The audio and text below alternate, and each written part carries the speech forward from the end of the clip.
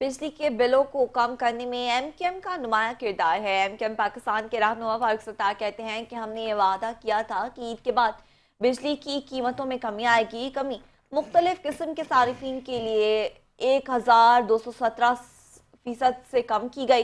ये एक बड़ी सहूलत है जो मौजूदा हुकूमत ने दी है। एमक्यूएम ने इस मखलूत हुकूमत में शामिल होकर दो बातों पर फोकस किया कि किस तरह हम आवाम के लिए बिजली के बिलों को कम और पानी के मसले को हल करें। इन दोनों मामलात में एमक्यूएम का बड़ा किरदार है। कल ताजिरों और सनतकारों की जानिब से शुक्रिया के फोन आए। किसी का बिल 10,000 आ रहा है तो अब 8,500 आएगा। उम्मीद है अगले बजट में शरह सूद 12 से कम होकर 9% तक आएगी। लोगों को आसान कर्ज मिल सकेंगे। एक साल के अरसे में एक नुमाया पेशरफ्त हुई। इसका असर निचली सतह फौरी तौर पर नहीं आएगा।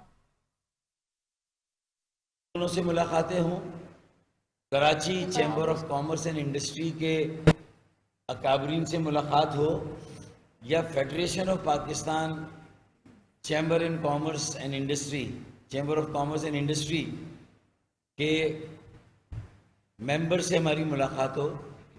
हमने अपने मुख्तलिफ इंटरव्यूज़ में, प्रेस कॉन्फ्रेंसेस में और इन मुलाकातों में ये वादा किया था कि अन करीब और ख़ास तौर पे ईद के फौरी बाद बिजली की कीमतों में फ़ी यूनिट 5 से 10 रुपए कमी का ऐलान होगा वज़ीर आज़म की तरफ से।